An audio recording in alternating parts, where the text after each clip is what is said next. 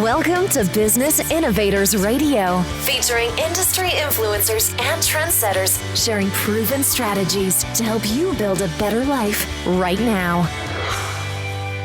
It's a great day to get your Black joy back. It's Lisa C., and I'm back with another episode of You Good? I mean, are you really good right now? That is the question being asked in the Black community, but are we really answering it truthfully? And how should we answer it? With mental health at the forefront of our minds, this segment is about identifying why you might be feeling more challenged mentally and emotionally. And through our Black Joy Talks, you will hear simple solutions and steps to help you gain some momentum and get your joy back. From COVID to killings to pain and pressure, the effects of the ongoing imagery of seeing Black people killed all cause trauma, and trauma that you may not know is affecting you and showing up in ways that you don't even realize. Today, my guest is Lisa Bonta Sumii. Lisa is a licensed clinical social worker in California and Nevada. Lisa was recently interviewed by Time Magazine on Naomi Osaka prioritizing her mental health.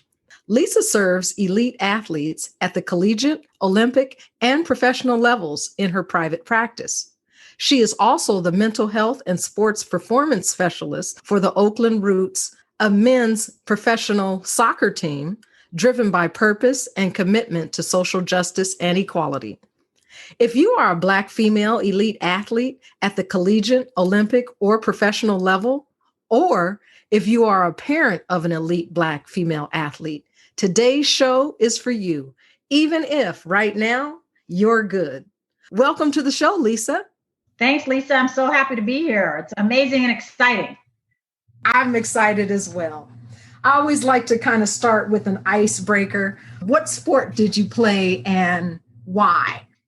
I grew up playing soccer, and it's an interesting story. So there was one day I was 7, and my parents, neither of them could pick me up from after school that day. And so my mom called my best friend's mom and said, hey, can you take Lisa home after school today? Because we aren't able to make it. And the mom was like, sure. But my daughter, Colleen, she has soccer practice. So Lisa has to come along before I can take her home. And so since my parents didn't have choice, they were like, sure, of course. So I went to soccer practice. I loved what I saw. I was sitting there watching my friend and the coach was like, you look like you might be interested. You want to come out? So I played with them that day, joined the team, and ended up playing ages 7 to 17. But I think the reason why I stuck with it is interesting in that it was a place where I felt like I belonged. It was a place where I felt like I had a role. My friends were playing. It was important for me to have experiences outside of my household. And so that's why I continued to play at the competitive elite level all the way until age 17. Excellent. Okay, soccer. Yes. Well, that shows that you've got some grit inside of it. Yes, absolutely. So professionally, Lisa, tell me a bit about what you do and who you serve. So I've been a licensed mental health professional, a psychotherapist in California for over 20 years. I recently got licensed also in Nevada, but I've been working with people of color in my private practice for over 15 years. Folks of color, parents cross-culturally parenting, mixed race individuals. And I focus on that population, not because I feel like they have specific problems, but they have a worldview that needs to be considered in any kind of mental health support. I've also in the last 3 years pivoted entirely to work primarily with athletes of color at the elite level. They compete at the high school, collegiate, Olympic, and professional level. And people ask like, well, what led you to that pivot? Well, I was inspired by my daughter. Kids sometimes make us be better than we were, even when we thought we were doing great. And I was, but like there was a piece of passion that was missing that she helped me identify. So she's an elite softball player, one of the top teams here in the Bay Area. And she struggled with perfectionism, belief, overthinking, being hard on herself, not being able to let mistakes go. And my partner and I, he's also a therapist, we were like, oh gosh, let's use some of our knowledge to help her with that. And so in that, we were like, oh wait, she can't be the only young girl struggling in this way. She can't be the only athlete struggling this way. I'm going to do some research. And I ended up going back to school, taking coursework, getting mentored hours. And I'm in the process now of being fully certified to be a certified mental performance consultant under the Association of Applied Sports Psychologists, which is the most nationally and internationally known organization. Because in truth, sport performance and sport therapy or mental health are two different disciplines. And to be able to want to serve the athlete on both realms, you need to have training in both areas. And so I'm doing that. And so I'm working now, again, with those age groups and those populations in private practice, as well as I work with a team, the Oakland Roots Sports Club, a men's pro soccer team, but then they're going to have actually a women's team as well soon. And they give back to the community of Oakland and are very active in social justice and equity. And it's right up my alley. So I'm proud to be a part of that family. Excellent. Thank you for that. So your daughter obviously is a young girl of color as well. Yes. So we're an interesting family. So my origins are, my dad is white American. My mom is Filipino American. She immigrated here in her mid-30s to go to graduate school. And my husband is Japanese and Jewish, believe it or not. Both of us come from an interesting background in that we've both been highly influenced by Black people, the Black community, Black culture. He grew up in the Crenshaw Pico area of LA in the 80s. And I, going through some of my own sort of identity reconciliation when I was young, didn't feel as a mixed race person loved or accepted by Filipino people fully and white people fully. And it was a tough time. And in that time to kind of find a place where I felt loved and belonged, it was through Black people, the Black community. And as a result, because Black people and the Black community I was connected with at the time gave me love and uplifted me, it is part of my life's mission and purpose to return that.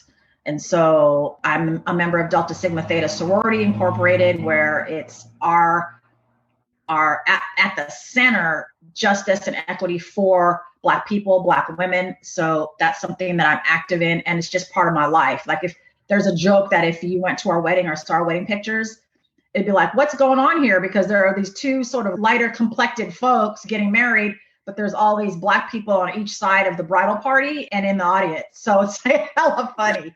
But it's a story that is very personal and very passionate and like really drives who I am and who we are as a family. Love it. Oh, I'm sure that the elite female Black athletes listening to this are going to glean some real good nuggets and get their Black joy back. That's my hope. That's my hope. Yeah. So, I actually want to go back for a second in the introduction. And so I mentioned this is a Black Joy Talks series. And so as much as this is about mental health, this is not a counseling session, obviously, but really to help Black female athletes, elite athletes, identify some things that they can kind of keep an eye out for and maybe begin to evaluate the root of where things may have come from. So, yes, the Are You Good? So we'll start there. The community, our community, I mean, it's the slogan, it's the saying that's going, you good? Are you good? How does someone answer that question truthfully these days, especially? Right. I mean, in our community, it's basically the equivalent of how are you, right? And like it's just a check-in. It's just like, you good? We good? Yeah, we're good. Okay. But like, it doesn't access really how you're feeling. I open up all my athlete sessions with, you got to give me 3 emotions you're feeling right now in the moment. 3 emotions. And we sit there for a while and I give examples if they're like, I don't know what an emotion is. I've never been asked that on a regular basis. I don't know the realm of possibilities. I'm like, well, let's talk about that. But being able to say emotionally where you are, like I'm frustrated, I'm joyful, I'm angry, I'm sad, I'm perplexed, I'm content, like the whole range. so that they can build a vocabulary about like what it really means to feel something and to have accurate words for that. Like I'm good can be very general and doesn't tell me anything about what your emotional experience is right now in this moment. It sure doesn't. And honestly, the inflection of someone's voice, sometimes it leads you to answer, I am good. You know what I mean? Even if you're not, because when somebody says, you're good, you good? And so you're like, yeah. Yeah, I better say I am, or else what's going to happen next? Exactly. Time. Right? How much time do you? No, Or honestly. like, yeah, right. Right. And again, depending on who asked the question as well. So I just wanted to cover that because that is the crux of this interview series, really getting past the are you good and kind of determining really, are you good? And if you're not, you can do about that. Yes. So what challenges do you find female elite athletes and particularly Black athletes face? I mean, right now, coming off the Black Lives Matters movement, COVID, the ongoing systemic oppression and racism that is dealt with on a day-to-day basis, month to month, year to year. It's being seen, being heard, being believed. I mean, there's a lot of female Black athletes right now in the news around with trauma, dealing with their emotions, dealing with their mental well-being, their mental health, and a lot more are coming out about their experiences and the lack of ability to cope with those things. Not just ability, but access to resources that give them the ability to cope with these things. And so right now it's like, let's say I'm a Black elite female athlete. I want to speak my truth. Who do I trust is going to hold that as my truth and not manipulate me with it or hurt me further with it? I got to be able to trust who I'm talking to or what I'm saying. And right now, the media, they, especially right now in 2021, an Olympic year, an off year, but an Olympic year nonetheless, the media is going to just go with it even more than they usually do. They want the story. They want to catch someone off guard. They want to get them in a moment. And that's what sells, unfortunately. We talk about high-level elite athletes, Sha'Carri Richardson, an Olympic sprinter, the news right now of like, I used weed. I know it's included THC component of weed. Marijuana is a banned substance, but I didn't know how to deal with the news of my biological mom passing. I didn't know how. That was the option. That's what I'm used to doing. That's what the people around me are used to doing. Like, I'm 21 years old. Like, I don't have any other options or thoughts about what I could be doing. I had to, even if it meant to, sacrifice my opportunity to race. So that's one example of the sort of desperation to figure out what works, what can work, what's accepted in this ongoing society that is has such a stigma for mental health. And then we add on a female, then we add on a Black female, then we add on a Black female elite athlete who's in the public eye for everyone to see. That's a lot of pressure. It's a lot of pressure. Inward, there, and then outward, right? To represent so much beyond themselves. And they're so young. Sure. Wow. So what 3 recommendations can you share with Black female elite athletes to get back, maintain, or gain some Black joy? First of all, like know who you are and where you're at. Again, back to the emotions. Like, what do you stand for? What kind of person do you want to be on a day-to-day basis? Let me jump in. How do they develop that? How do they figure that out? The inquiry, right? Yeah, the awareness. I think it's first, it's a great question. Surrounding yourself with people who can challenge you in that way, help raise you, help grow you. People who have your back, people who you can trust. I always talk about, like, to my athletes, like, so whether you're an individual performing athlete or a team performing athlete, who are your starting five? Like, who are the top, the squad behind the squad, the team behind the team? Who are the 5 people in your life that you know would 100%, if not 1,000%, have your best interest and your back all the time? And who do you want to strive to be like? And just in the way that they run their lives, the way they behave, the way that they act and make decisions. Surround yourself. So who are those 5 people? And we talk about it. So are those 5 people actually accessible? Are they in your life right now? If not, how can we get them in your life? And how can we deepen the ones who are in your life to help you feel most connected and seen, so that you can develop like counsel kind of from them, guidance, mentorship around how to develop that self-awareness, how to act in front of a reporter, how to develop your image so it's the one you want. Now with social media, it's all over the place. So I think the number one thing then is to surround yourself with those 5 people, if not more. Okay. What about 2 more? And then help them get their Black joy back. Just with the guidance and counsel of those 5 people then around you, developing and being able to clearly communicate who you are, and sometimes most importantly, who you're not. Like what you stand for, what you believe in, what's important to you, what's your purpose, to be able to explore those things and try different ways of expressing that.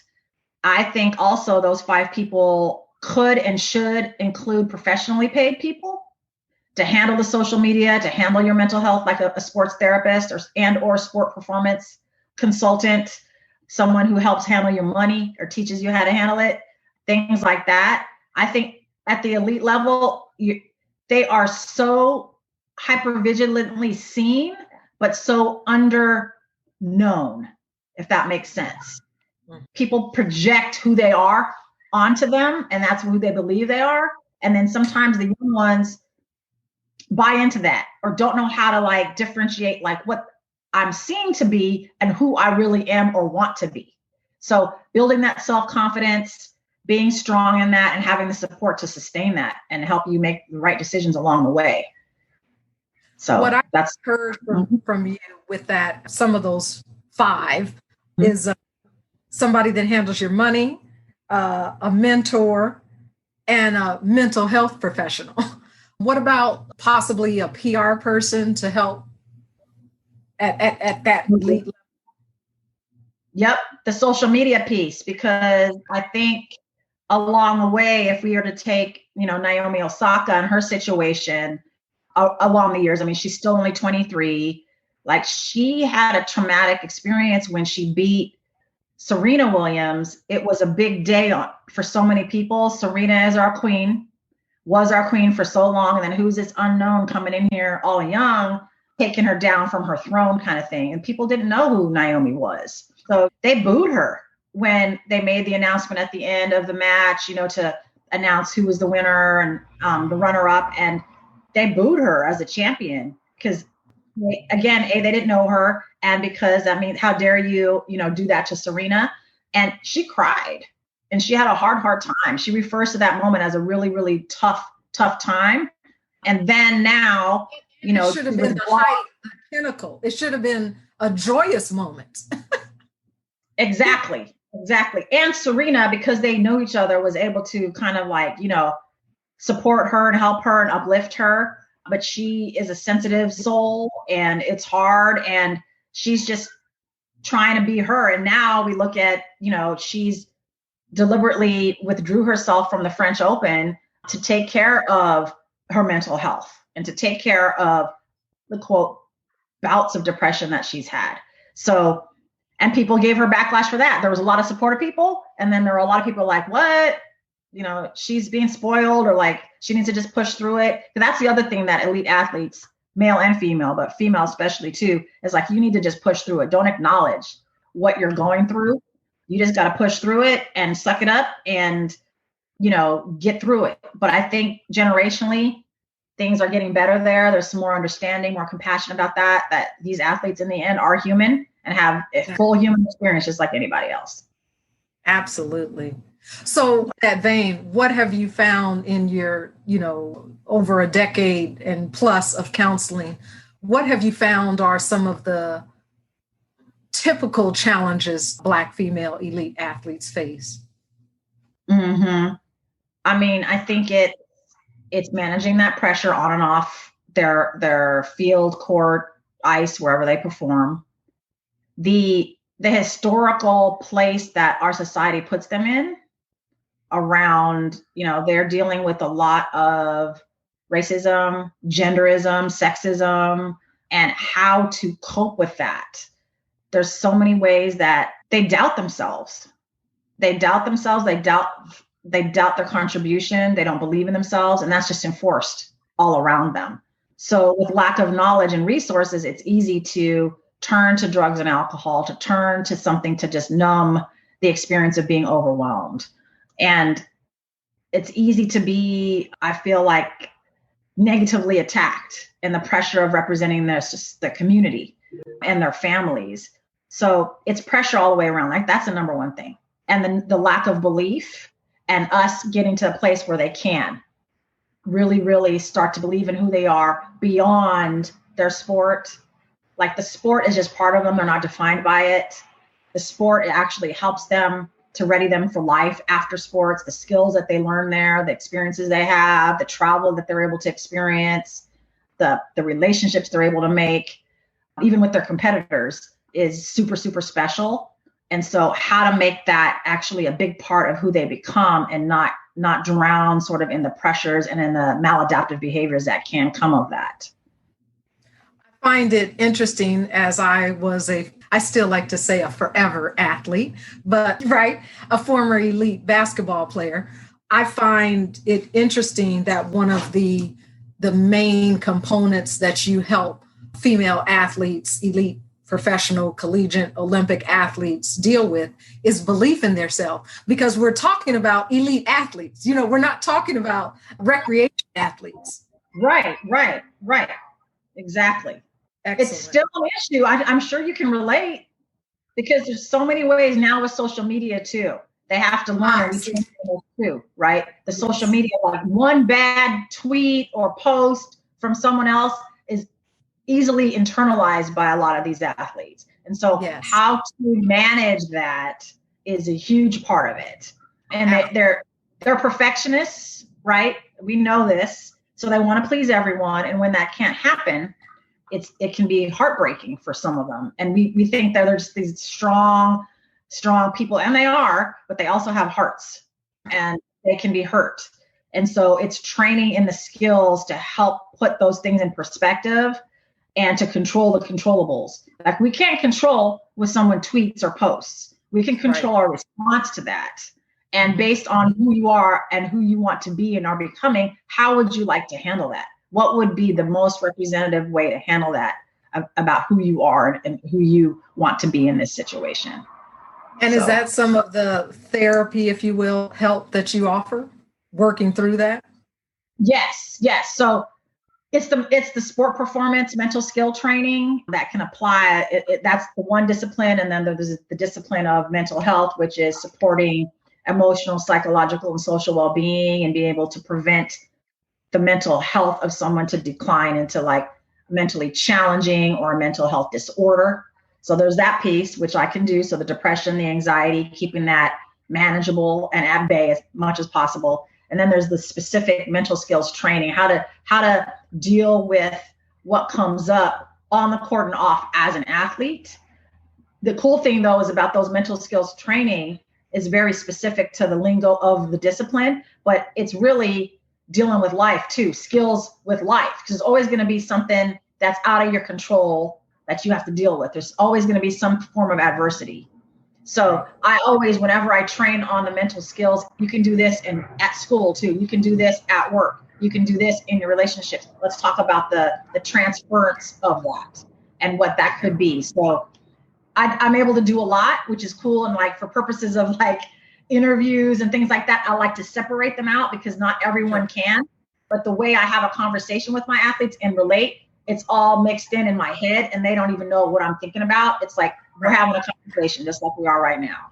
So Excellent. Excellent. And rapport is everything. Yeah. Yeah. And trust, knowing who I am, how I roll, my energy, kind of like how I can relate or not. I think it's important to, Language. body movements, behaviors, tones, just that automatic sometimes way that we can relate to certain populations based on who we are. That is an in that Yes, okay, he gets it. She gets it. Yeah. Yeah. Right. And right. If you're a mom, there's a relatability there, ethnically, there's a lot of levels. Yeah. Previous athlete, been under the pressure, all of it. Mm-hmm. Mm-hmm. Sure. And, my career as an athlete ended under injury. So there's that happens a lot with a lot of the athletes. So being able to relate to my experience of like how it was to have my whole career. I mean, as young as I was, I was hoping to play in college, but that all went away. I can never get back to the same level anymore after my injury. So that's a common place of connection as well. Absolutely. So they deal with many things, but belief in their self, pressure, and actually what you just mentioned, I'm sure you've helped quite a few that have become injured and kind of bouncing back after the injury, would you say? Because that's traumatic. Totally. I mean, I have a soccer player right now who's still not fully recovered. He said, Lisa, these last 2 months have been the worst of my life. Mm-hmm. Just the whole identity being just shattered. I use that word intentionally because that's what happened in the injury. But who am I now if I can't play? Like, I've never had a chance or given the opportunity to develop any other side of who I am that I feel proud of or that I feel equipped to express in any way. So that's another big part of what I talk about with my athletes is like, who are you beyond your sport? Who are you off the field? Who are you off the track? I don't know. Well, let's talk about it. Let's explore other ways of expressing yourself. Anywhere from something creative, using your voice in sort of some kind of political activity, writing, creating. I mean, anything, just anything you wish you would have the time or want to make the time to do that you never had a chance to do. Let's explore it. Let's have fun. Let's just see. Let's see if something sticks. Because I know a lot of big CEOs say like athletes, like especially elite athletes who come into business are some of the best workers because there's such a work ethic and a level and ability to commit and to strive above beyond what's normal. Because let's face it, our unicorns, right? They're a little bit different and with that difference, there's pros and cons to that, right? So we have to tend to all of it, make sure that they're not losing themselves in it. Sure. So what about the apprehension that you might face with athletes? What are 3 misconceptions elite athletes have about having a therapist or considering seeking a therapy? Well, it's interesting because I think there's a big stigma and myth about who therapists are. A lot of athletes are like, what, you? And I'm like, what do you mean? Like, I expected like an old white man or old white woman to talk to. So the misconception that all therapists or mental health professionals who can help athletes are old white men or old white women. As you might imagine, elite Black female athletes don't want that or don't prefer it, most of them. The other one is that they feel like that they might be judged or labeled as weak or sick and then have some kind of diagnosable situation that like will keep them from competing. So that's a misconception and a myth. I believe any athlete should come to have a space to talk preventatively before there's any issue and or to process and talk about issues that happened to you in your life before you were even an athlete that can absolutely impact your ability to perform there and feel good about how you're playing and what you're doing. So you don't have to wait or even be sick or diagnosable to come to therapy. And that, I think this goes hand in hand a little bit with the first one, that my therapist will obviously was never an athlete, so they'll never be able to relate.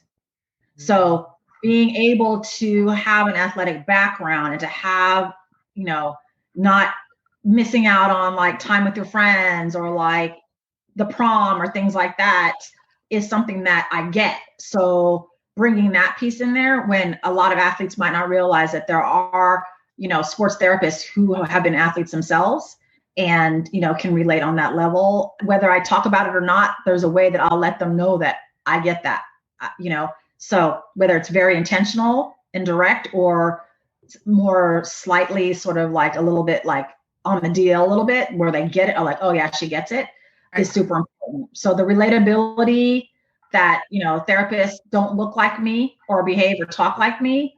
And then that if you go, you're sick or weak. Mm-hmm. Absolutely. So what are some signs athletes should preventatively pay attention to so that they can either start some therapy before they're in a bad state or just kind of pay attention to? I mean, in my opinion, I think every elite level athlete should have a therapist to talk to, just to express themselves, just to have that outlet. I have a collegiate basketball player. I started meeting with him last week and then I met with him today. And he said, I was like, wait a minute, you're smiling more in these first 5 minutes of this session than you did at all last session. He's like, I'm feeling happy. I'm like, tell me how come? What's different versus now than last week? Well, I talked to my coach about how I was feeling, and then my coach connected with me with you, and we talked, and now I feel like a whole burden is lifted off my shoulders. I'm like, wow. After one hour talk with little old me, yeah. You said, yeah. That? And to know that I get to keep talking to you helps me. Yeah. Sessions we haven't already even had, Miss Lisa, is helping me. I'm like, oh, wow, sweet. I love it. Right. But I mean, I think just the fact that you can talk, and have that space, if you feel like there's a way that you're not yourself, if you're not functioning at the level you want in your sport, or if at school or in your job or in your relationships, if you feel like, gosh, this isn't feeling as good and as solid as I know it can be, that can be a reason to start a relationship with the therapist, because that's what it is. It's a relationship, and you create what happens within that relationship, just like any other. And the athlete's half of that.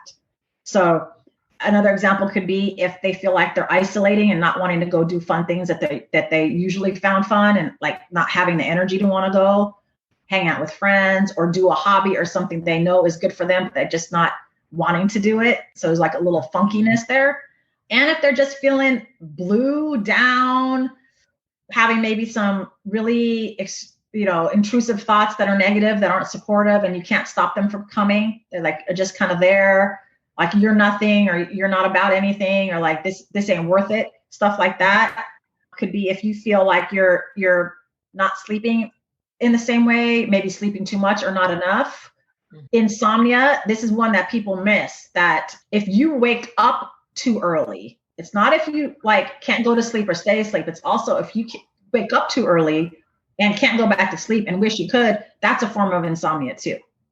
So knowing that piece of it. So just, not eating as you once were, eating too much or not enough, or not finding you're hungry, or I know I should eat, but that doesn't look good and I don't want to, that kind of funk, that kind of layer of this isn't me. Yeah. Those would all be great reasons. And also if you've experienced some kind of loss recently, loss of job, loss of a loved one, loss of a pet, anything is something to process, because those losses bring up other losses and trigger other emotions from other losses that we might not even be aware of. So it's important to be able to talk that through. That's huge.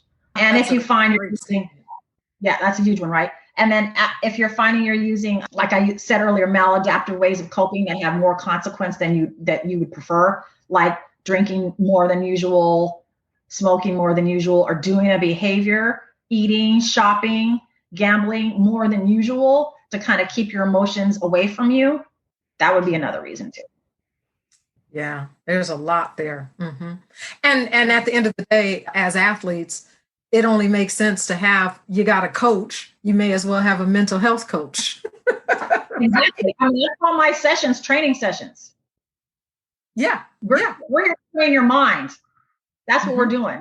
So we review, so last week, how did training go? You work on your positive self-statements. Did you work on imagery? How did that go? Do we want to stay there and beef that up a little bit more? Or do we want to add to our repertoire of training? Just like you got to dribble a basketball before you can go down the court dribbling a basketball. So do we need to stay here and dribble for a little bit longer and get that foundation set and then add the court? And like, I let them decide. I let them tell me what they're ready for. And I say, there's no judgment. It's whatever you're ready for, because we want to build a solid foundation. So we can stay here as long as you want. And then we're going to add, because when we stay here, that becomes second nature. That becomes like, you don't even think about it. Just like dribbling the ball. You don't think about it. You just do it. That's what we want to get in your mind. The training of positivity, of the place that your mind, because your mind and your body are connected. And so when your mind is right, your body can like perform like you never thought. Because your mind is a muscle. Exactly. Your mind is a muscle. Let's do those bicep curls. You know? We gotta flex. Let's go. Let's go. So can you share an experience you helped a female elite Black athlete work through and achieve a better mental health outcome? Wow. That's a great one.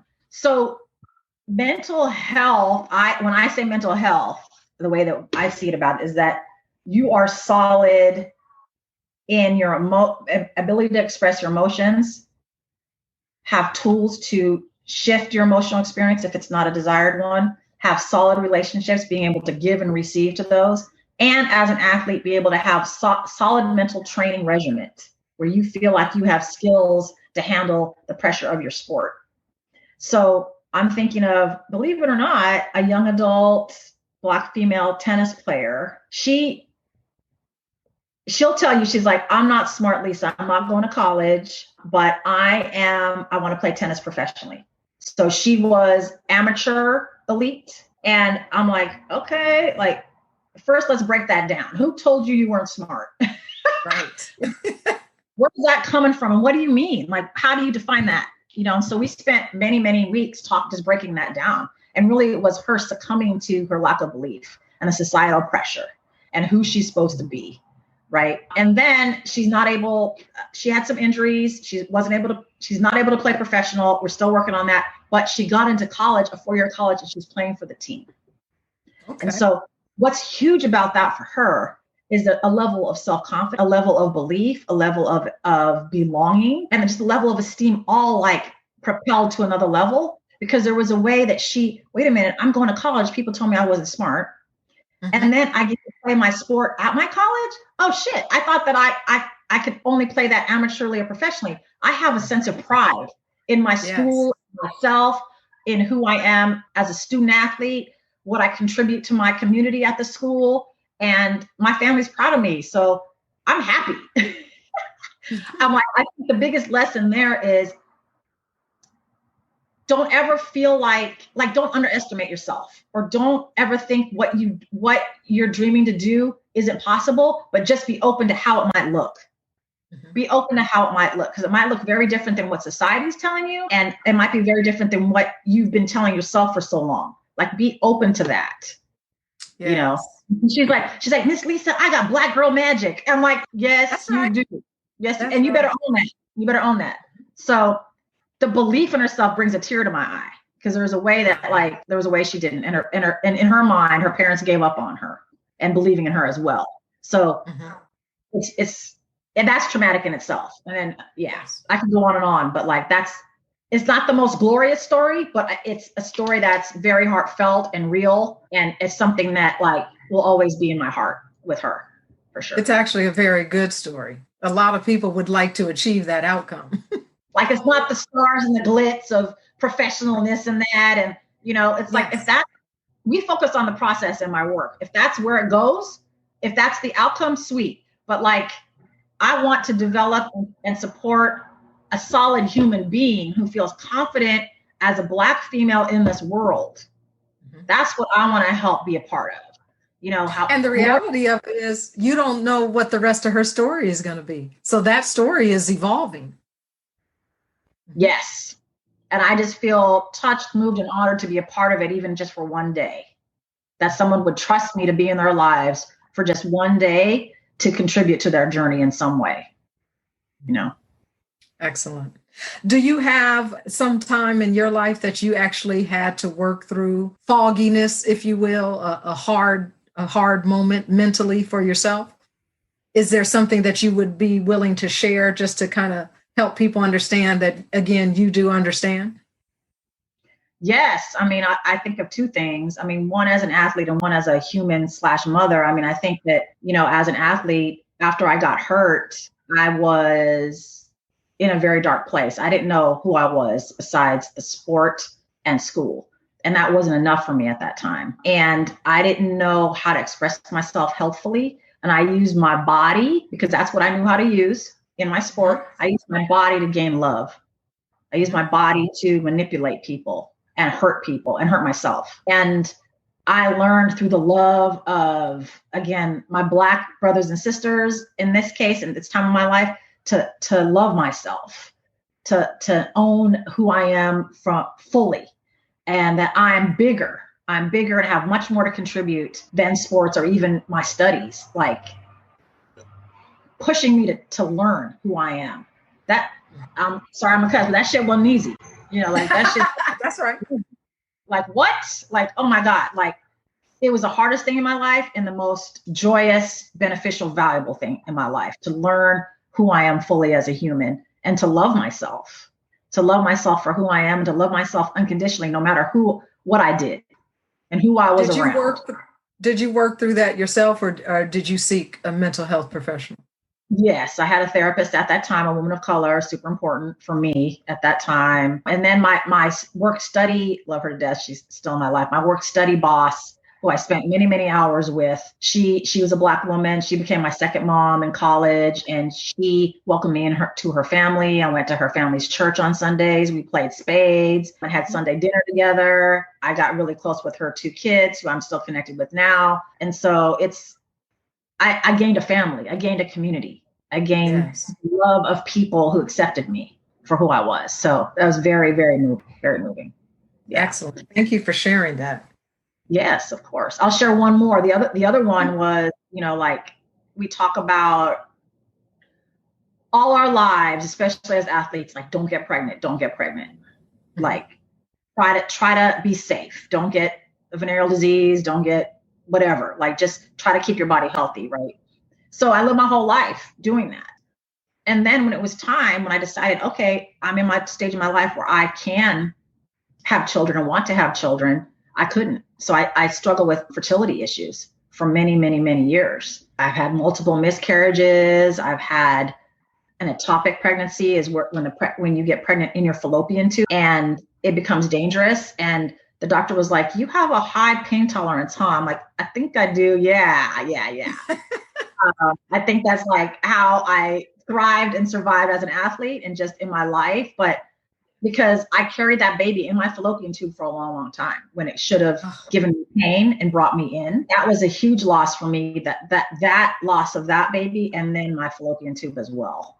And so that it's a loss of your body. Again, the physicality of like losing your arm or losing your ability to do something that you could have is huge too. And to process that, with my family, with my therapist, to talk about what that meant. And now, like I have a 14-year-old girl and a 6-year-old boy, and that gap is because of the struggles in between.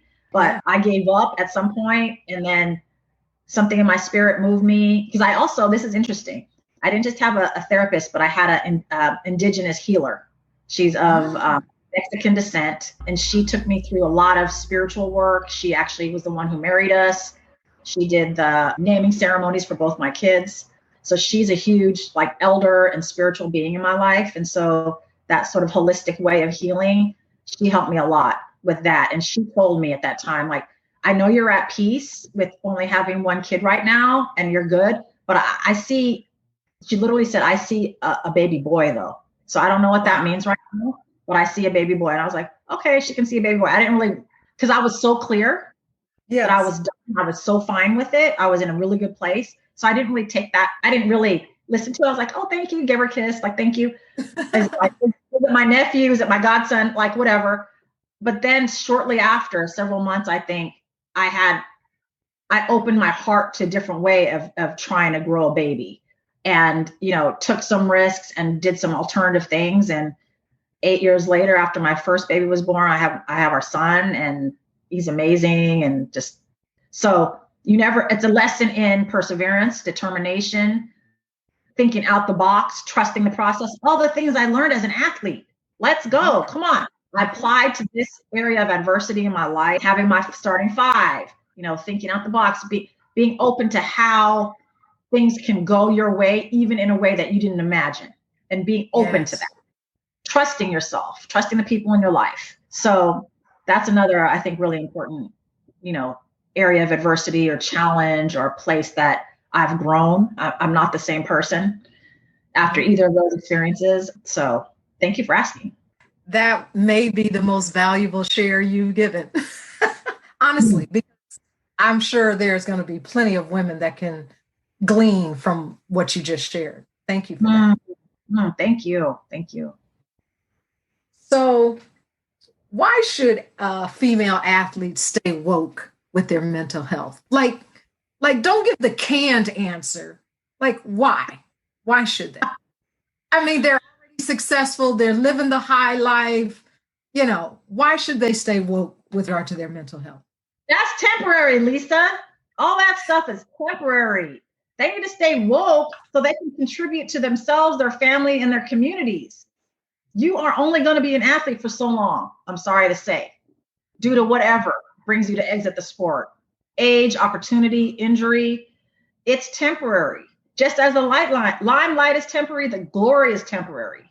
So what is your foundation? What are you working on within yourself to be that solid human being? And I view physical health and mental health as equivalent. I'm going to say that again. Physical health and mental health are equivalent. One is no better than the other. Both are essential for any human to function properly in the way you want to show up. So I think what happens though, Lisa, is that people get mental health and mental illness mixed up. They think it's synonymous. It's not. It's not.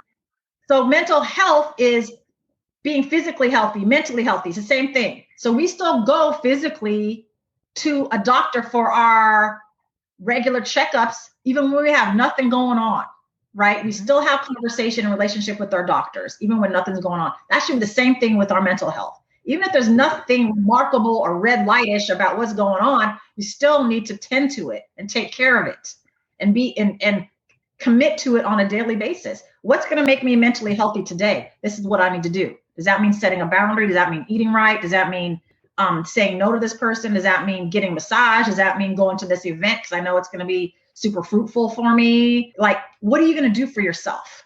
So that stuff is important because being an elite athlete is one period in your life. Let's talk about Allison Felix.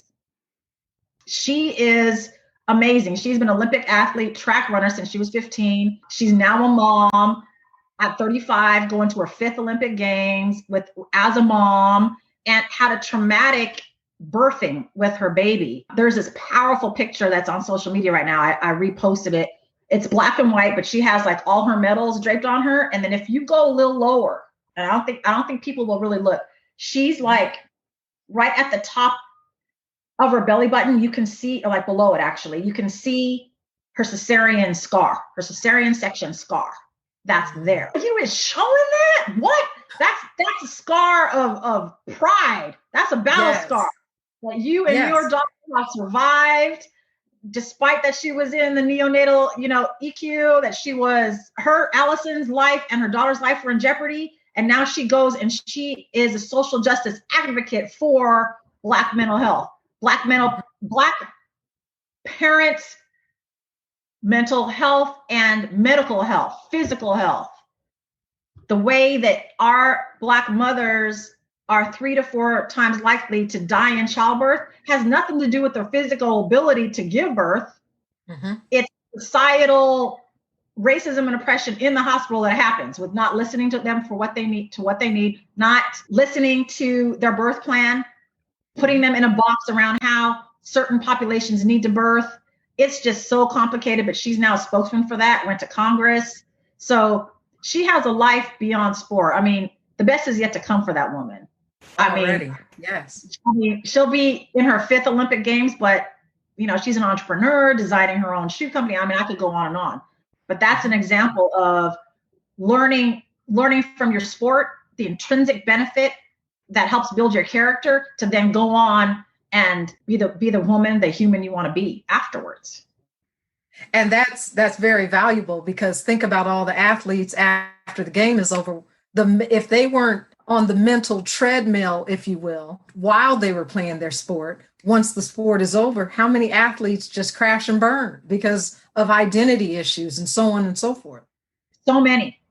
There's a lot documented and researched and published now around depression and anxiety after the Olympic Games, that the athletes come down so low from it. It was so exciting, so hype, so this, so that. Now, where do I express myself? Like, especially if this is my last Olympic Games. The USOPC has a whole new set of resources and protocol and processes that Olympic athletes can take advantage of, even post, I think 2 years post-retirement is in development as well. So I'm a part of that. It's huge. It's important. So we're readying ourselves for the athletes that come back after the games as well.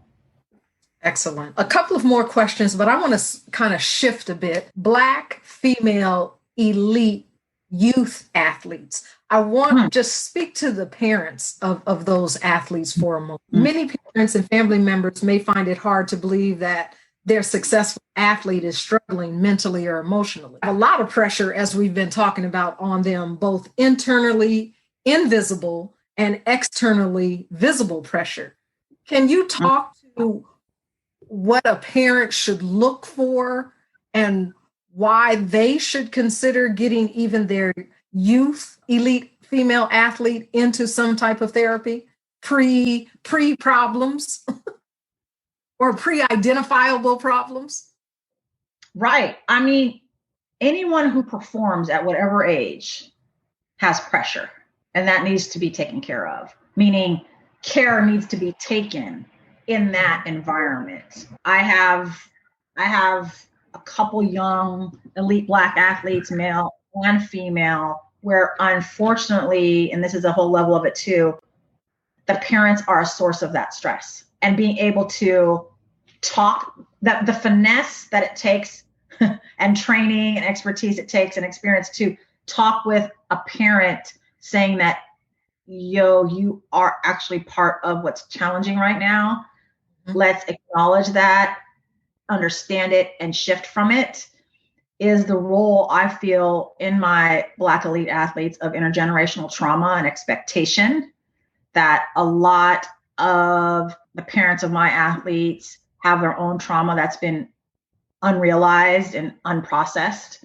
And so there's a way that can then project onto your desires and hopes for your children in a way to actually inadvertently heal yourself, when the work is with you and in your own adult process, not bringing your children in there. It could be as simple as, not simple, but like, as I didn't make it to the level I wanted to in my sport, so I'm pushing my child to get there, and or this way that I treat my child is the way that I was treated.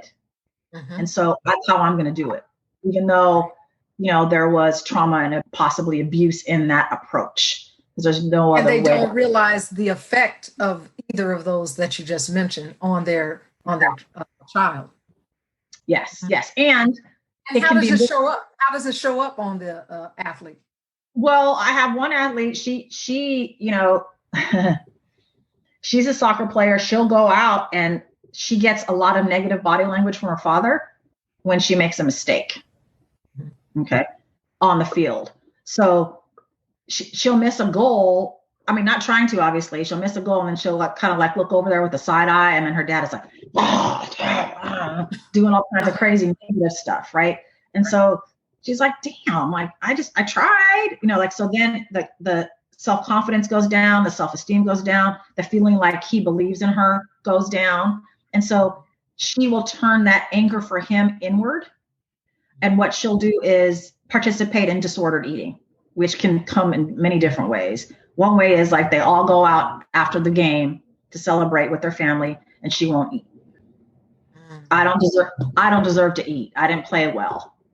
I don't deserve it. And then alternatively, she might go back in the middle of the night when she's by herself. I'm like, damn, I'm hungry.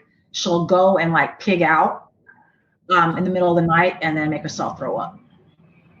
So it's this type of thing that it turns inward.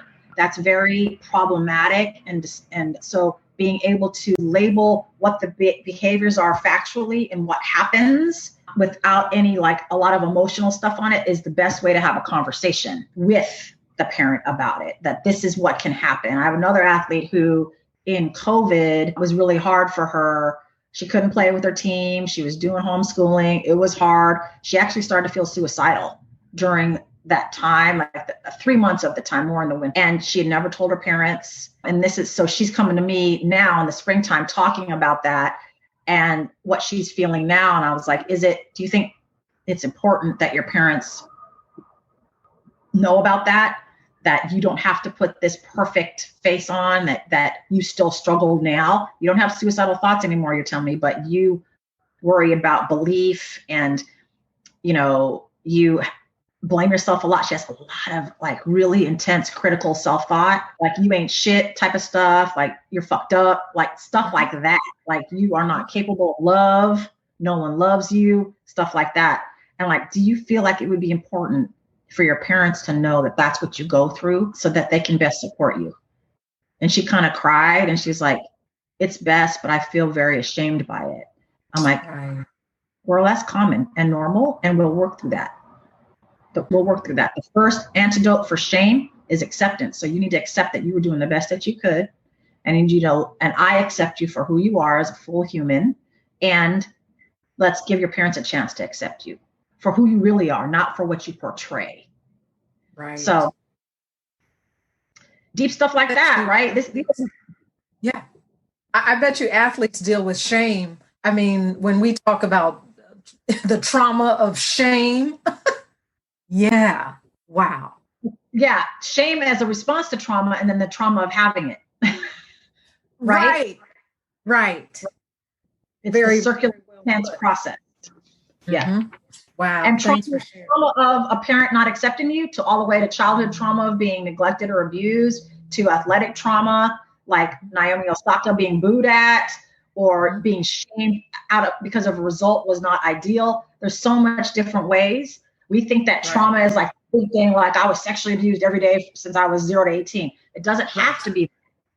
There's a continuum across experiences and kinds of trauma. So that needs to be acknowledged as well and not minimized. Absolutely. Absolutely. As we close, Lisa, what would you say is different about working with you? You're going to feel the care and the passion I have for you and the work that we can do together. I'm going to be myself. I'm going to have my energy. I'm going to speak in a way that's accessible. I'm going to get to know you, not the stereotype of you, not the myth of you. I want to hear your story and all of it fully. I'm here to accept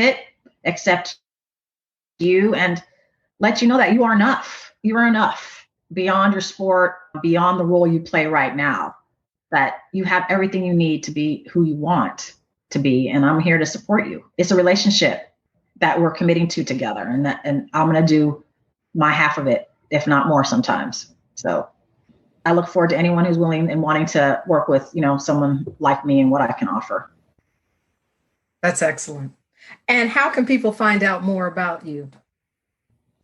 You can find me on my website. It's my name, which is complicated, but I'll spell it. It's lisabontasumii.com. You can find me there. You can call me, text me, 415-254-0149. If you want to get a deeper sense of me, you can follow some of my posts on Instagram. Same name, Lisa Bonta Sumii. I'm on LinkedIn. So I'm present. I have presence in my social media, but I'm also very accessible. Like, you can text me and I would absolutely return your text. What about Clubhouse? Clubhouse! You can definitely. I do talks there regularly on the mental health experience of athletes, sport performance. I'm actually doing a series this month. It's actually, as Lisa and I spoke about, it's BIPOC Mental Health Month. It's important that we're talking about this month and every month moving forward for the rest of our time on this earth. The process of mental health, giving athletes places to speak, and be informed and educated around like what the resources are. So there, you can definitely find me there, Lisa Bonta Sumii. I'm an admin for the Pro Sports Network. So we run a lot of programming. We're about to like take it to the next level in the fall, but we're there now doing all kinds of programs. So. Excellent. Thank you so much for all that you shared. We are moving and shaking as Black female athletes. And I am so excited that there are so many more therapists that are showing themselves available, to support female athletes. So thank you for what you do. I know you help the men too.